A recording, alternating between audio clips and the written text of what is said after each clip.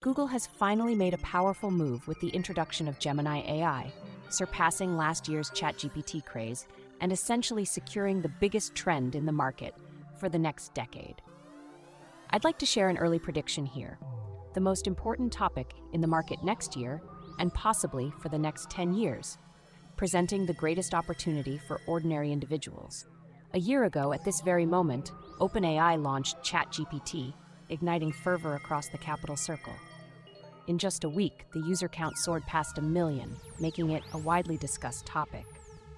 Over the past year, we've continually heard the name ChatGPT, accumulating an impressive 1.5 billion active users globally. Rarely in history has a software company captured an entire market at such a rapid pace. All of this conveys a crucial message. For the next 10 years, don't miss out on artificial intelligence. Today, I am extremely excited because Google has finally unveiled its own AI model, Gemini. Gemini caused servers to crash the day after its launch due to the overwhelming number of users and visits. The scenario seems familiar, reminiscent of OpenAI's approach last year, which also strained servers to their limits. However, surprisingly, Google has decided to directly compete with OpenAI this time. They have fully merged Google Brain and DeepMind, depleting almost all resources, with the intention of launching the most powerful artificial intelligence in history. In today's video, I'll quickly introduce you to Gemini and explain why it's considered a significant opportunity for the next 10 years. Towards the end, I'll also discreetly share how, as an ordinary person, you can adapt to the upcoming trend of artificial intelligence and seize this opportunity. If you enjoyed today's video, remember to subscribe to our channel and hit the notification bell so you won't miss out on our future exciting videos. If you've been hearing about ChatGPT all year but found it underwhelming after using it, today we'll delve into the prowess of Gemini. This guy can not only understand what the cat is doing, The cat is going to jump to the wall and stick the landing. and you can make your own predictions in advance. It's going to be a perfect 10. What's even more exaggerated is that when he found that things developed beyond his expectation, that is, after he made a mistake, he was able to quickly find ways to make up for it. But don't worry, the cat is a natural athlete and it will be back up there in no time. Gemini not only comprehends sound but can also interpret images or videos, a substantial difference from ChatGPT. ChatGPT, being a monolingual model, requires other information to be translated into text for input, and then outputs results. It took OpenAI a whole 10 months to make ChatGPT understand an image. In contrast, Gemini is unique. It's a multifunctional model from birth, capable of understanding text, images, videos, and sound simultaneously. Gemini can absorb any text, language, and image, even perceive your emotions. It not only surpasses ChatGPT comprehensively, but more precisely redefines the boundaries of artificial intelligence. The future applications of Gemini will become even more diverse. For example, when you're cooking at home, you can send each cooking process to Gemini. Or, if you're helping your child with homework, you can directly inform Gemini about the completed tasks. Gemini not only tells you where the mistakes are, but can even explain why such mistakes were made, identifying the missing knowledge points behind them. These applications make us extremely hopeful for the future of artificial intelligence. Compared to ChatGPT, Gemini has a significantly natural advantage in its business model. Previously, ChatGPT 3.5 was provided to the public for free, but users needed to pay for ChatGPT 4.0. Although the monthly fee is only $10, it still adds up to a considerable expense. Currently, even relying on this $10 membership fee, it's challenging for ChatGPT to achieve profitability. But why charge in the first place? Because it needs to demonstrate its potential for profitability.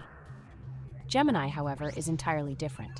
It is backed by the Google behemoth and is offered completely free to everyone upon launch. This business model, free for ordinary users but chargeable to B2B businesses, is Google's brilliant business strategy. In the field of map software development, even giants like Nokia and later Apple failed. Creating a successful map software requires substantial investment in road information collection, satellite map drawing, and 3D Street View map creation. Despite significant upfront investments, making profits in the later stages remains a challenge. However, Google has simplified everything. They charge hefty fees to large websites in need of map functionality, while providing exposure to businesses through the Google Merchant system. earning higher advertising fees. Relying on such a successful ecosystem, Google Maps has almost monopolized the entire map industry. This business model not only gives them an advantage in profitability, but also creates a massive advantage over ChatGPT in the future. Next, let's look at the future development of these two companies. Despite ChatGPT's one-year head start, what are the most crucial resources in the development of large-scale AI models? In fact, there are two. The first is the corpus, which can be seen as a database. Only by continually injecting large amounts of corpus can artificial intelligence continue learning. And which company has the world's largest corpus? Undoubtedly, it's Google, with the vast online database formed by search behavior. The other crucial resource is chips. And the biggest winner in the field of artificial intelligence is NVIDIA, with its independently developed GPU chips having a significant lead. However, Google's Gemini model uses TPU chips independently developed by Google. In other words, Google has the capability to break NVIDIA's monopoly on computing power. However, despite Google having so many advantages, why was it suppressed by ChatGPT for a year? When it comes to artificial intelligence, as early as 2016, AlphaGo defeated World Go champion Lee Sedol, and humans witnessed the complete domination of artificial intelligence in a certain field for the first time. Why did Google ultimately fall behind? The core reason is, in fact, the big company syndrome. Ask yourself, would you use your right hand to cut off your left hand with a knife? Clearly, it's impossible. The most significant threat ChatGPT faces in its development path is the potential fierce competition with the existing search and Google business model. Google cannot destroy the flourishing business it has built for years, just like Kodak, as it cannot bear to cut off its most profitable business. Kodak, as it developed from the era of film to the digital age, despite seeing the clear preference of users for point-and-shoot and digital cameras, couldn't bear to part with its most profitable business. In the end, it was gradually eroded by other companies. This phenomenon is also evident in the field of online communication.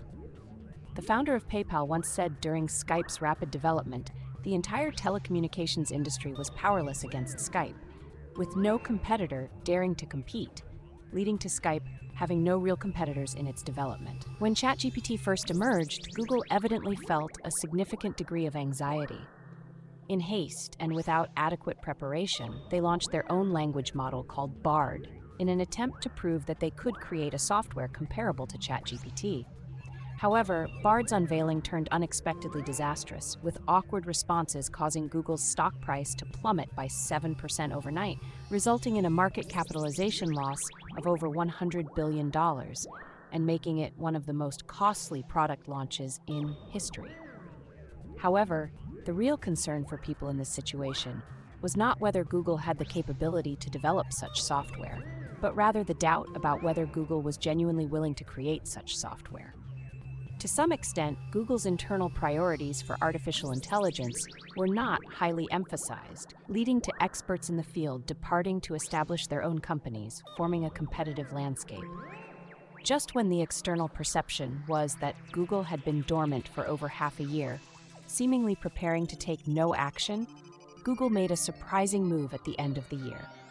If one believes that a company like Google can easily be knocked down by a single punch from ChatGPT, then the situation might be oversimplified. One of Google's genetic traits is the ability to discover new opportunities amid crises. In 1995, while still a student at Stanford University, Larry Page invented his own search engine website. At that time, search engine websites were already a hot topic, with many people trying their hands at it. However, Larry Page chose to create his search engine website because, during a visit to the largest search engine company on the market, he discovered that the developers there were constantly complaining that users in the market did not know how to search and find the correct answers. Larry Page had a different perspective. He believed that search software should adapt to users, allowing them to discover what they were looking for in a simpler way. As a fledgling company, Larry Page's success was rooted in recognizing a crisis in the market. None of the existing search engine companies understood the needs of users. Therefore, Google, through understanding users, developed a search method that better aligned with user habits. which was the primary reason Google emerged from its initial crisis. However, Google then faced a second challenge: how to generate profits. At that time, Google was in financial distress to the extent that Larry Page had agreed to sell the entire company to Yahoo for $1 million. However, Yahoo backed out at the last moment, leaving Larry Page extremely angry and feeling insulted. He underwent a period of reflection, realizing that in the fiercely competitive internet environment, he needed a business expert to assist him in understanding how to make money in the industry. Shortly after, Eric Schmidt was brought into Google, and surprisingly, Larry Page directly handed over the CEO position to Schmidt, stepping back to a secondary role. Larry Page recognized that the essence of business was finding users and identifying avenues to make money. Schmidt discovered at Google that they were receiving thousands of emails from businesses every week, inquiring whether they could be placed first in searches in a particular field. However, these emails were selectively ignored by the entire company. Schmidt seized this business opportunity and introduced the later Google Ad Rank. Google's subsequent products, such as Gmail, YouTube, Google Docs, and Google Maps, adopted similar business models, first attracting user demand and then swiftly monetizing. However, in 2011, Google encountered a new crisis. The internet entered the era of mobile internet, and most people began using smartphones for internet access. Recognizing that Apple was the leader in the smartphone industry, Google realized the need to make a move in the mobile sector. Hence, they acquired the Android system at an astonishing price, pushing it into the market. This move laid the foundation for subsequent success, with the Android system currently holding over 75% market share in the mobile internet sector. For businesses, facing crises is not necessarily a bad thing. Apple's earlier Macintosh computer and Apple TV, Lisa performed poorly in the market, but each time, Apple managed to rise again, returning to the market with the latest products. In contrast, companies lacking competition and crisis awareness may slowly fade away. Years ago, due to various reasons, Google was forced to withdraw from the mainland Chinese market, presenting an opportunity for Baidu. However, over the years, Baidu's development has not been as successful as anticipated, and among the originally touted BAT trio, Baidu has long lost its place. In the absence of crises and competitors, being in what seems like a comfortable environment may not be beneficial for oneself. This principle applies to ordinary individuals as well. Often, when we adapt well to the previous era, adapting too well may pose greater obstacles in the upcoming era. If we hope to catch up with the dividends of artificial intelligence in the next decade, or find our own opportunities within it, we must adapt to the changes of this era.